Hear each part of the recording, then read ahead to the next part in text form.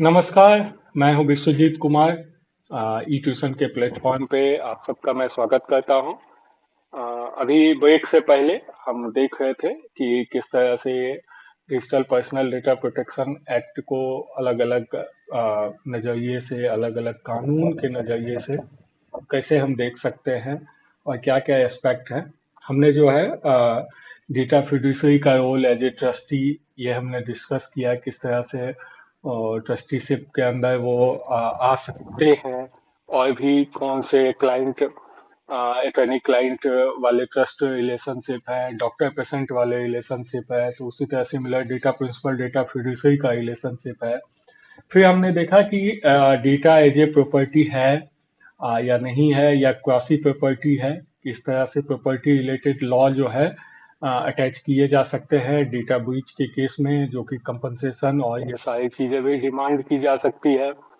Breach of contract, consent forming contract, consent as a licence, so उसमें हमने देखा। अब हम आगे देखते हैं कि फंडामेंटल राइट ये कैसे है।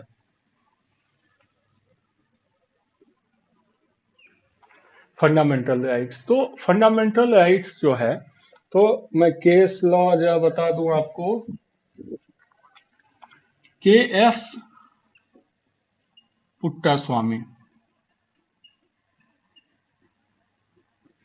के एस पुट्टास्वामी जो केस है, जिसमें कि सुप्रीम कोर्ट ने जो है जो प्राइवेसी है, ठीक है, सुप्रीम कोर्ट ने प्राइवेसी को फंडामेंटल राइट से आर्टिकल 21, तो हमारा जो कॉन्स्टिट्यूशन है, कॉन्स्टिट्यूशन जो है आर्टिकल 21 में फंडामेंटल राइट टू प्राइवेसी जो है, और जो है जो भी डिजिटल डेटा है, ये सारा भी इसी के अंदर फॉर्म होता है। के एस पुट्टास्वामी के केस में सुप्रीम कोर्ट ने ऑर्डर दिया कि जो है ये चीज जो है प्रोटेक्ट किया जाए, राइट टू प्राइवेसी को फंडामेंटल राइट में कंसीडर किया जाए, और जो भी आपकी प्राइवेट इंफॉर्मेशन है, पर्सनल इंफॉर्मेशन है, उनका प्रोटेक्शन जरूरी है। तो जब अगर आप जो है किसी का भी डेटा ब्रीच, डेटा लीक, इस तरह की घटनाएं होती है, तो आप राइट टू प्राइवेसी जो है वो भी वायलेट कर रहे हो किसी का भी, जो कि फंडामेंटल राइट आर्टिकल 21 के हिसाब से है। तो इस हिसाब से भी आपके ऊपर जो लीगल एक्शन लिया जा सकता है, वो लीगल एक्शन इस हिसाब से भी लिया जा सकता है। ठीक है, तो इसलिए फंडामेंटल राइट किसी का ब्रीच नहीं होने देना है। और यहाँ पे आप एक चीज समझो कि राइट टू प्राइवेसी जो दिया गया है, तो वहां पे सिर्फ ऐसा नहीं है कि मतलब सिर्फ लीक हो जाए या ये हो जाए, नहीं। डेटा का कमर्शियल मिसयूज और ये सारी चीजें, वो सारे एस्पेक्ट को उसमें कवर किया गया है। ठीक है, आइए अब अगला देखते हैं। अगला पॉइंट है हमारा breach of trust.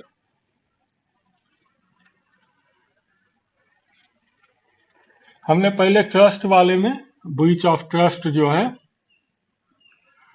Breach of trust को हमने देखा था।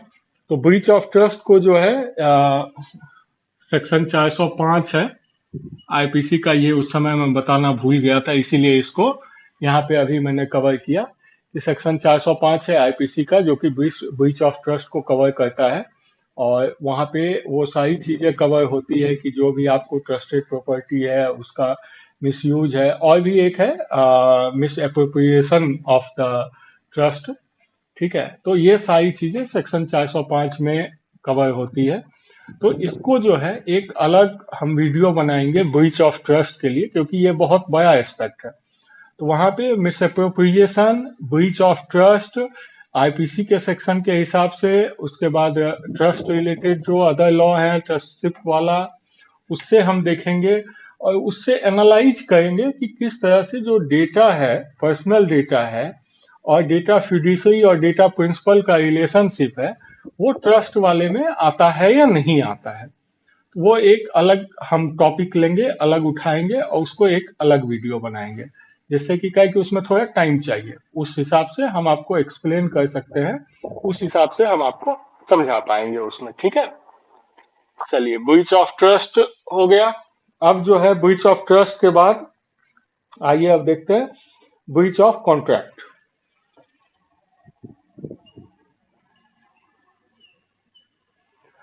कॉन्ट्रैक्ट में हमने देखा कि कंसेंट जो है किस तरह से कॉन्ट्रैक्ट का हिस्सा फॉर्म करता है। इसको ऑलरेडी हमने पिछले वीडियो में कॉन्ट्रैक्ट वाले में कवर कर लिया है। अगर आप उस वीडियो को आपने नहीं देखा है तो आप मैं लास्ट वीडियो देख सकते हैं। लास्ट वीडियो में कैसे कंसेंट एज ए कॉन्ट्रैक्ट है, जस्ट मैं ओवरव्यू आपको बता देता हूँ। अगर इसी वीडियो में आपने ज्वाइन किया है तो जो कंसेंट है, एक कॉन्ट्रैक्ट होने के लिए दो पार्टी उनके बीच में कंसिडरेशन, कुछ डिलीवरी, दो both party are exchanging something, it should be there and as well as freely given consent should be there without any pressure or anything। तो सेम वे जब यहाँ पे जो है डेटा आप किसी से कलेक्ट कर हैं तो you are providing some service to them. Data principal, data fiduciary is providing, otherwise why data principal will give you data? There is a purpose. You are delivering something, you are getting data, you are having that data, so with the consent, so kind of you are forming a contract here। so breach of contract जब होता है तो as per the contract law आप जो है punishable हो with the amount, और जो है फाइनेंशियल लॉस और फाइनेंशियल गेन जो भी उसको कॉन्ट्रैक्ट से अराइज हो रहा है, you will be punishable as per that. ठीक है। अब ब्रीच ऑफ कॉन्ट्रैक्ट के बाद जो है हम देखेंगे आईपीसी प्रोविजन। आईपीसी में क्या क्या है प्लस आईटी एक्ट में क्या क्या है, ये इंपॉर्टेंट है। ठीक है। क्या है कि मैंने कुछ केसेस देखे हैं जहां पे कि जो साइबर क्राइम से रिलेटेड है वहां पे आईपीसी और आईटी एक्ट दोनों एक साथ लगाया गया है। आप खुद समझो कि मिस रिप्रेजेंटेशन का जो है, जो सेक्शन आईपीसी बोल है मिस रिप्रेजेंटेशन, वो भी वहां पे लगा हुआ है, सजा उसमें भी मिली है। और आईटी एक्ट में miss representation using the computer resource, तो वहां से भी सजा मिली है। दोनों जगह से वो सजा दी गई है। ठीक है। तो इसीलिए ये आप कभी नहीं कह सकते हो और गलती से भी ये चीज कंसीडर नहीं करना है कि मान लो मेरा digital personal data protection act में कुछ आइडेंटिफाई होता है, मिसहैप हो गया है हमारे एंड पे, तो हमें सिर्फ उसके हिसाब से हमें फिनेंशियल पेनल्टी लगाई जाएगी। बिल्कुल इस गलत फहमी में ना है। काहे कि कानून जो है आईपीसी को भी कंसीडर करेगा अगर आईपीसी में केस फाइल किया गया है। सेम चीज आईटी एक्ट में भी, जैसे मैं आईटी एक्ट का आपको बताता हूँ। आईटी एक्ट का है 72। ठीक है। 72 है breach of confidentiality and privacy. Breach of confidentiality and privacy,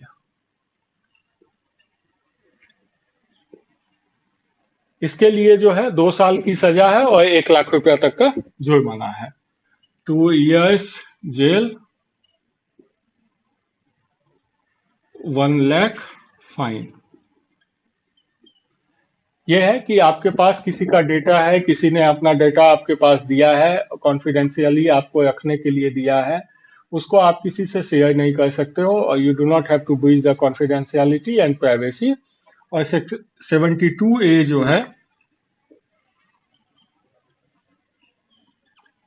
ठीक है, 72A है डिस्क्लोजर ऑफ इंफॉर्मेशन।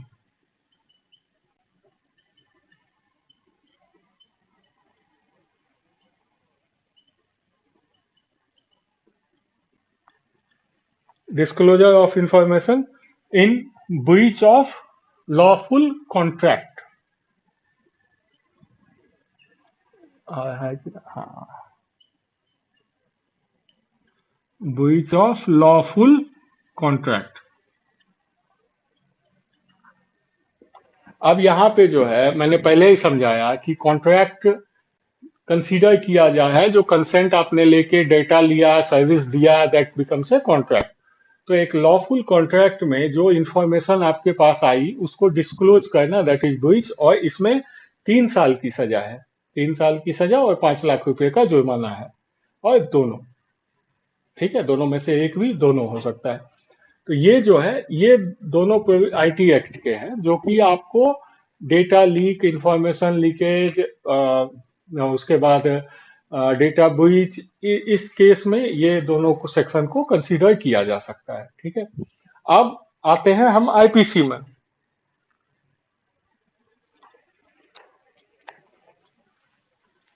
अब आईपीसी का देखते हैं। तो आईपीसी में आपने 405 तो पहले देख ही लिया।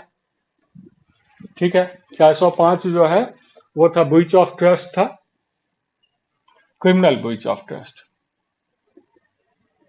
Criminal breach of trust.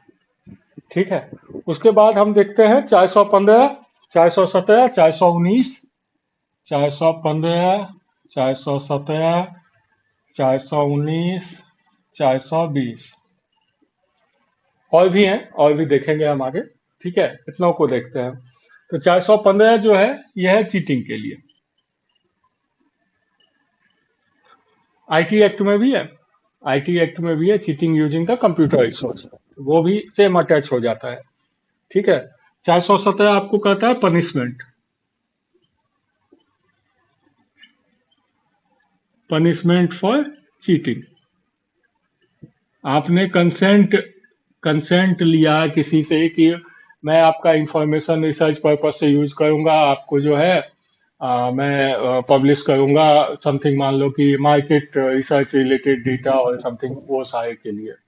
लेकिन आपने उनको जूता चप्पल वाला मैसेज भेजना चालू कर दिया, तो एक तरह से आप उसको तो चीट ही कर रहे हो ना, यू आर चीटिंग दैम। तो वहां पे आपको वो भी 415 भी लग सकता है। ठीक है, उसके बाद 419 है चीटिंग,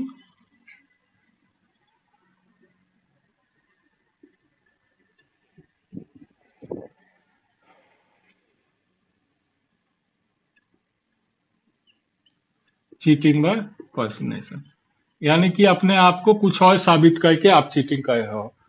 ये उनके लिए इंपॉर्टेंट है, खास करके इंटरनल एम्प्लॉयज के लिए, जिनको कि एक पर्टिकुलर डेटा को एक्सेस करने का राइट्स नहीं है, लेकिन वो क्या कर रहे हैं कि किसी और का अकाउंट यूज करके और वहां पे उस डेटा को एक्सेस करके डेटा को बाहर लीक कर रहे हैं।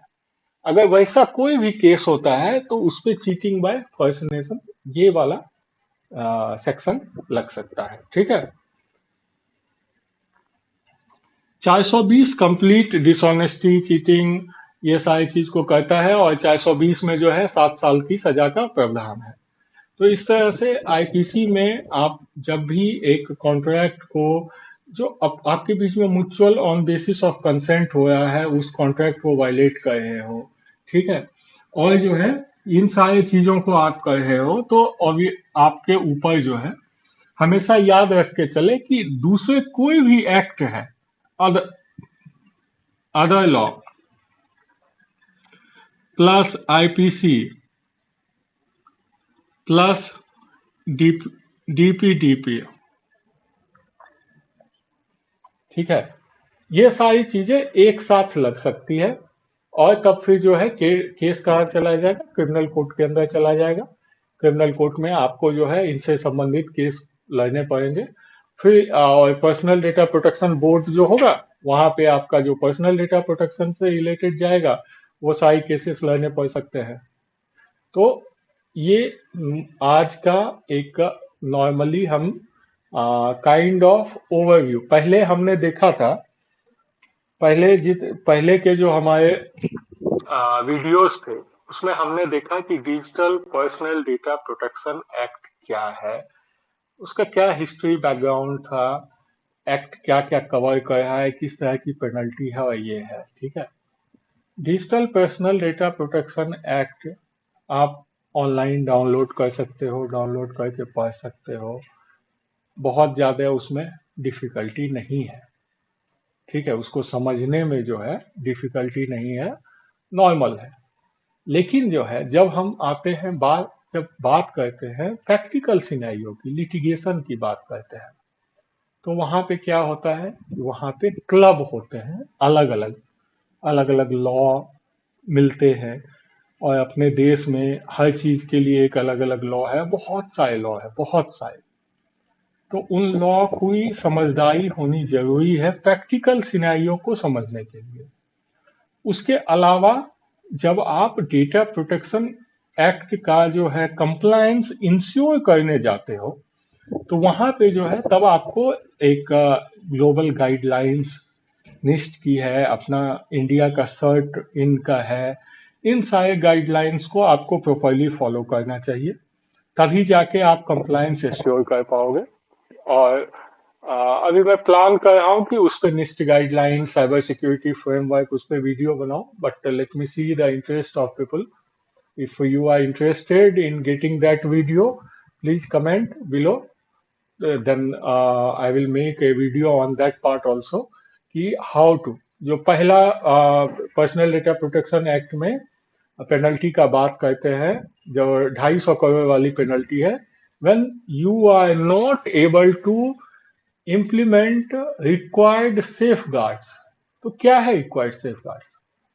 तो अलग अलग जो फ्रेमवर्क हैं, कंप्लायंस हैं, उनको हम डिस्कस करेंगे वीडियो में। इंटरेस्टेड आप हैं तो एक बार कमेंट में डालिए, उसके लिए मैं अलग से वेबिनार भी करूंगा। तो जो भी वैसे लोग हैं जो कि इससे रिलेटेड फील्ड में काम कर रहे हैं, आप उसमें डालिए, then we can have a discussion in webinar. और बाकी कुछ भी आपको लगता है, एनी केस यू थिंक कि लाइक ऐसा नहीं है कि केस होता हुआ आपने देखा हो, आपके मन में आता हो, अगर ऐसा हुआ तो क्या होगा, अगर वैसा हुआ तो क्या होगा, ऐसा कुछ भी आता है तो आप बेधड़क कमेंट में डालें।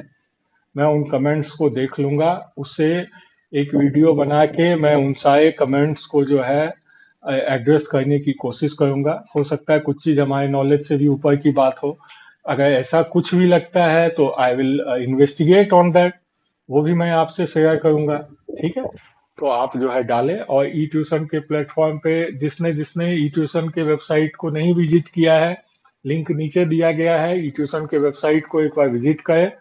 वो आपके लिए, आपके बच्चों के लिए, टेक्निकल एजुकेशन के लिए, plus school education, tuition, language, सब सब कुछ के लिए वहाँ पे प्रोविजंस अवेलेबल है। अच्छे टीचर्स आपको मिलेंगे, अच्छा क्लासेस देंगे। तो आप वहाँ हमारे प्लेटफॉर्म पे आए, हमसे जुड़े। आज के लिए अब मैं आपसे आज्ञा लूंगा, अब मुझे आज्ञा दें। अगले वीडियो में फिर हम मिलेंगे और कुछ नए टॉपिक्स पे हम कंटिन्यू करेंगे। चलिए, तब तक के लिए नमस्कार।